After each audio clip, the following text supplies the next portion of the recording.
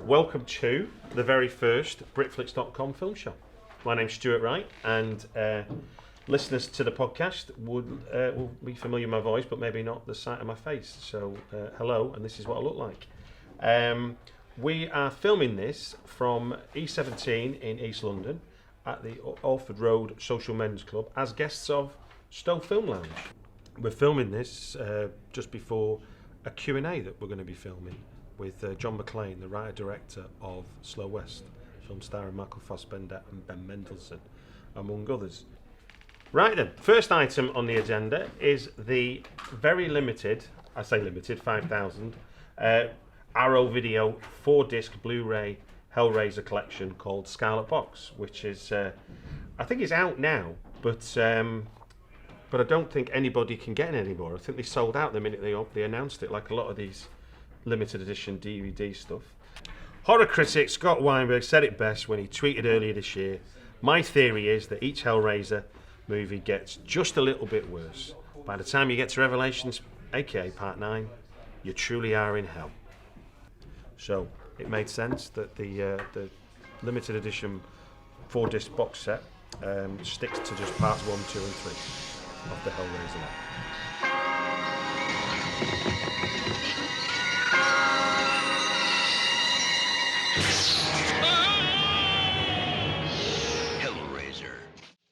Next up, Britflicks podcast audiences will be familiar with our extensive coverage of Fright Fest during August, the horror festival, where I think this year we managed to get 25 of the 25 filmmakers talk to us on the podcast to preview their movies. So it was with giddy excitement that we found out that the festival was now partnering with a distributor and was sticking its name on films and putting things out as Fright Fest Presents.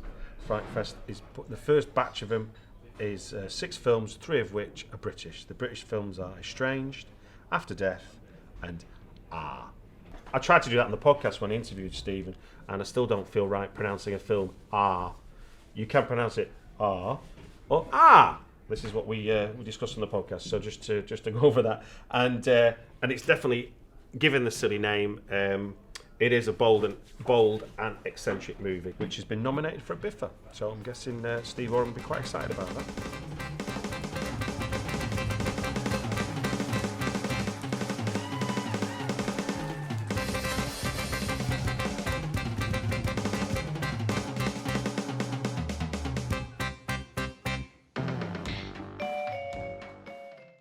Well, taking on now a coming-of-age comedy drama called Aaaaaaaah, Akbar and Tony, written and directed by Atul Malhotra.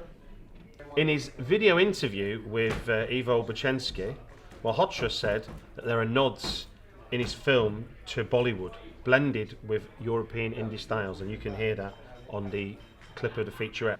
The core of this film is really about multiculturalism and the fact that the large amount of us, regardless of background, colour or religion, can and do get along.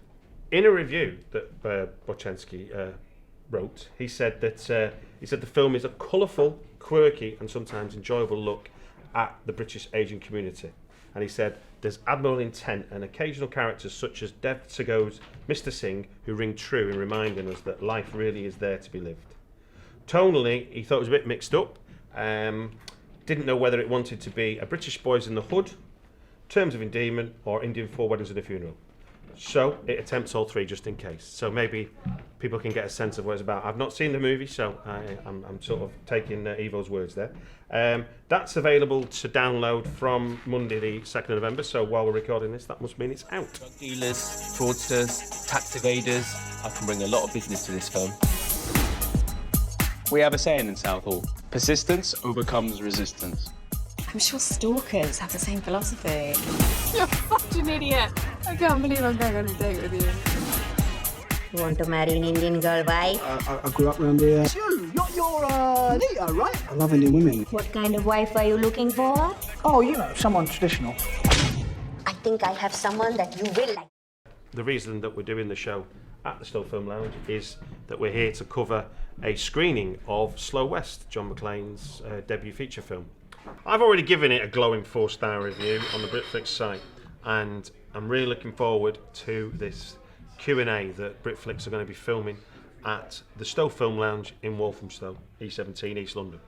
So it's exciting that he's made this this Western, which was, when it screened at Sundance, won the World Cinema Grand Jury Prize.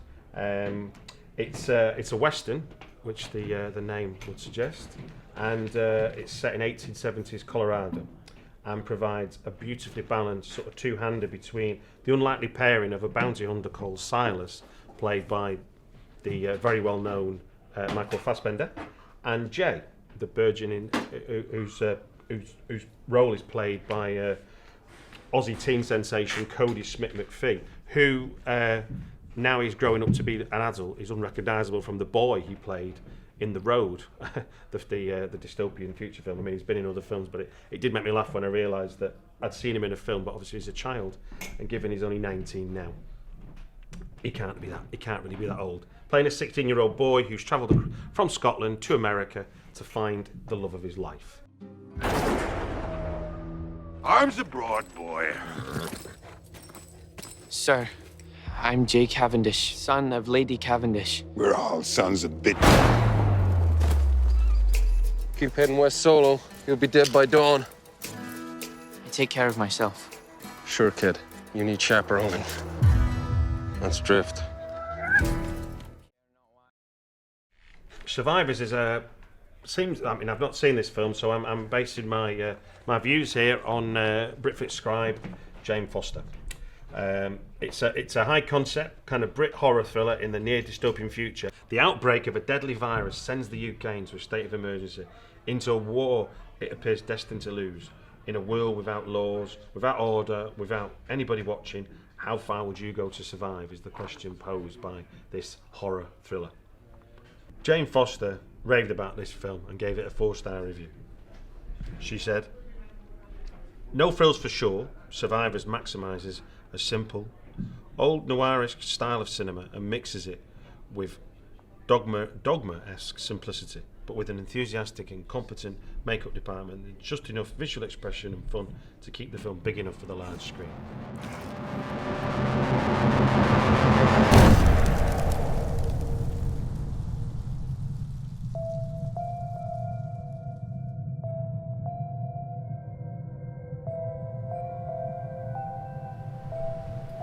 Look, Kate, you can trust me.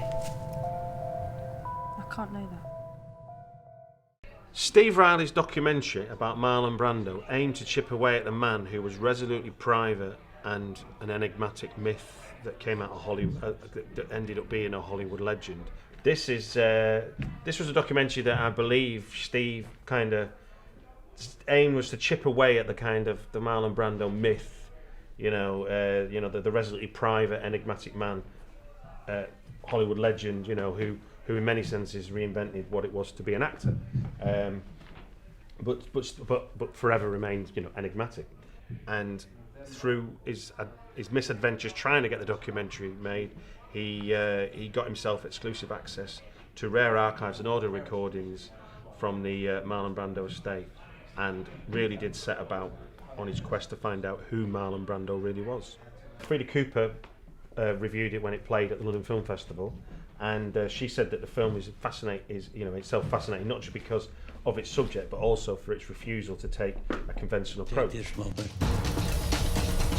I have women coming in the door, going out the window.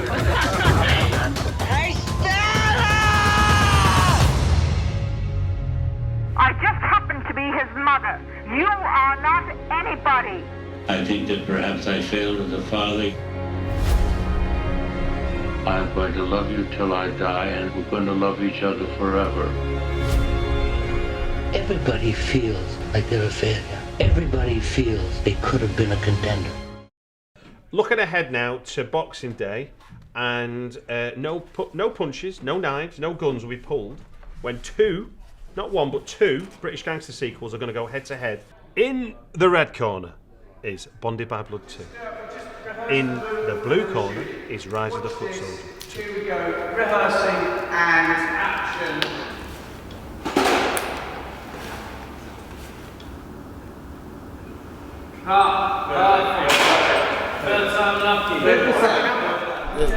The character, I mean, basically, I think he's a little bit mad, and he doesn't really give a fuck about anybody. So I think that's his sort of thing. And you know, he's got a warped sense of humour, which is a little bit like myself. So you know, he always carries and tortures people. So gloves will be off when Bonded by 2 and Rise of the Foot Soldier 2 are released on VOD and DVD on the 26th of December.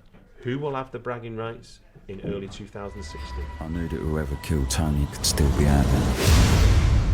And with every day that went by, the anger got worse. Fucking wankers! I'm not putting up with this shit anymore. I'm taking the girls. We're going to my mum's. What's happening to you, Cole? You've been living on the front line for too long, son. Tell me you got back on it.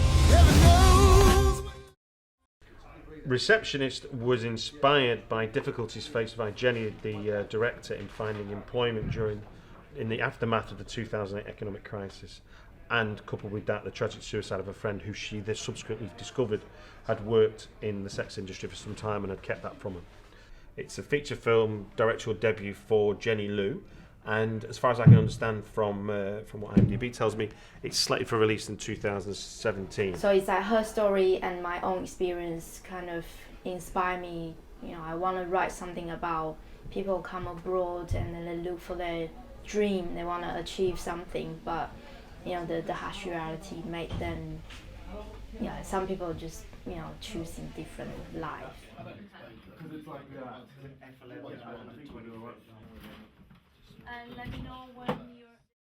Show concludes the first Britflicks Film Show. It'd be great to get your feedback on it. It's a tad different than doing a podcast. I'm not nearly as self-conscious when I've got a microphone pointing at me than when I've got a camera pointing at me. But hopefully you got to enjoy our little delve into some British releases from different sides of the track and sort of the filmmaking, from the you know, award-winning Slow West to the you know, Brit gangsters of Rise of the Foot Soldiers and Bonded by Blood, with you know, interesting documentaries and horror box sets sandwiched in between. So yes, let us know what you think. Let us know we can improve it. But above all else, tell us what we did right, because I'd like a bit of praise so I can, you know, get up in the morning with a smile on my face. And don't troll me. Thank you.